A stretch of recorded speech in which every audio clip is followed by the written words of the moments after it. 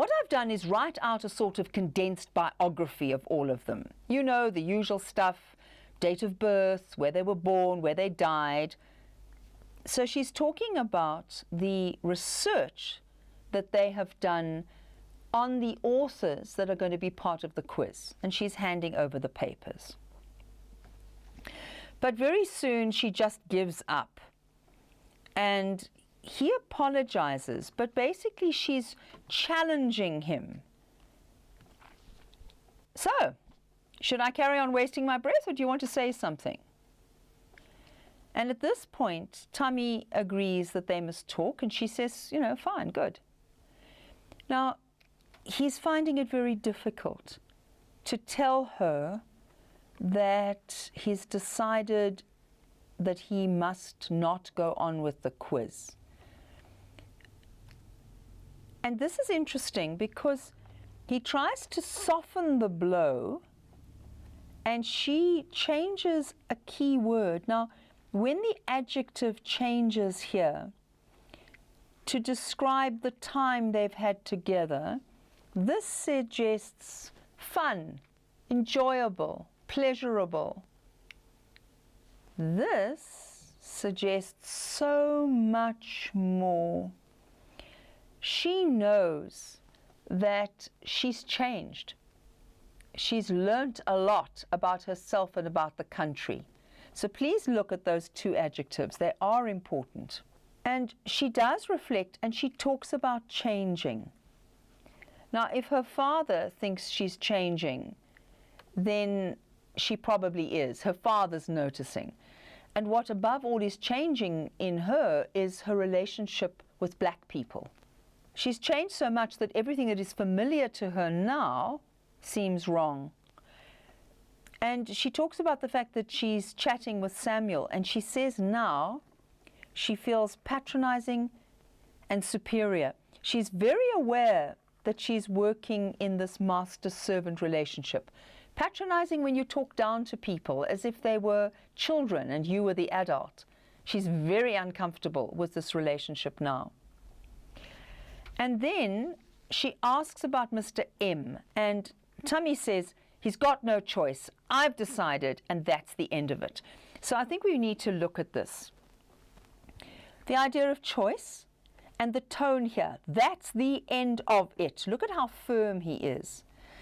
And this parallels the conversation that we heard earlier in the play between Isabel and Mr. M, when Mr. M basically said, Tommy's got no choice, I decide that's the end of it. So we realize that there is what we call role reversal. If you reverse something, you turn it around, you turn it the other way.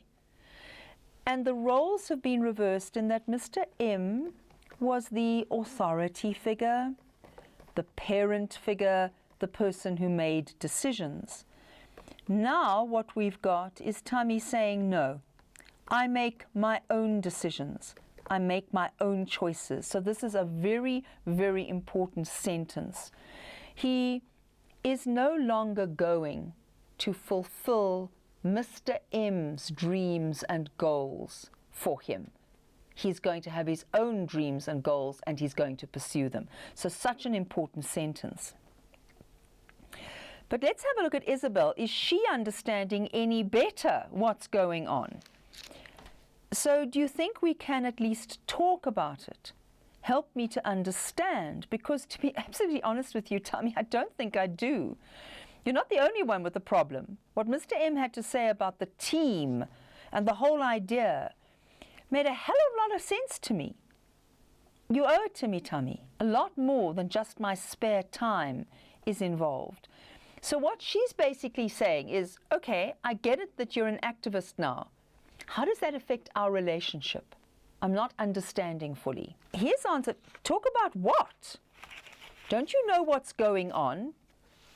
And here is he genuinely surprised? Is he saying, hang on a second, you must know what's going on? And she says, don't be stupid, Tommy. Of course I do. You'd have to be pretty dumb not to know that the dreaded unrest has finally reached us as well. She's quoting white people, dreaded, feared, terrified of. And what we've got is this is how whites see the uprisings in the township. And Tammy says, we don't call it that. Here's the opposite side. Isiqalo. And she says, oh, all right. I don't care what it's called. All I'm asking you, explain to me how the two of us learning some poetry, cramming in potted biographies, interferes with all of that. And she says, man, Tammy, this great beginning of yours sounds like, I don't know, other people deciding who can and who can't be your friends, what you must do and what you can't do. Is this the freedom you've been talking to me about that you were going to fight for? So what the scene is doing is exploring the idea of freedom and saying that freedom doesn't come like in a vacuum. It comes in a particular historical and political context.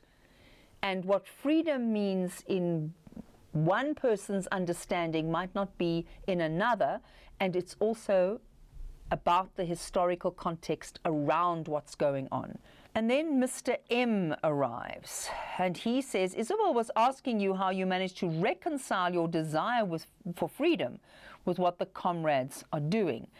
So what we seem to have lined up here is Isabel and Mr. M and Tammy, and the issue is freedom. And Isabel is saying, isn't freedom making your own decisions? You've just said you're making your own decisions. Isn't that about things like who can be your friends, how you spend your time? And Mr. M seems to be supporting her. Look at that. Reconcile your desire for freedom, bring together your desire for freedom and what the comrades are doing, which Mr. M is implying here isn't freedom. So do you act according to your own beliefs, your own desires, your own goals, your own needs, or are you dictated to by somebody else? And that's what this whole scene is exploring. What is freedom? What is individual freedom? And Tammy tries to give this perspective.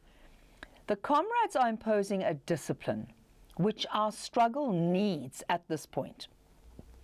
There's no comparison between that and the total denial of our freedom by the white government. They've been forcing on us an inferior education in order to keep us permanently suppressed. What our struggle is successful, there'll be no more need for the discipline that the comrades are demanding. So Tammy says, hang on. When you talk about a lack of freedom, the apartheid system, that's a lack of freedom. Where you have no choice about your education, where you live, where you work, what your goals and dreams are, whether you want to become a doctor or a lawyer, all of that is dictated to you and repressed by a white authoritarian racist government. That is lack of freedom. Tammy's saying what the comrades are asking for is a certain amount of discipline while we are still in the struggle. The apartheid government, they see that lack of freedom as permanent. The comrades are asking for understanding for a short period of time. So Tammy giving that historical context here.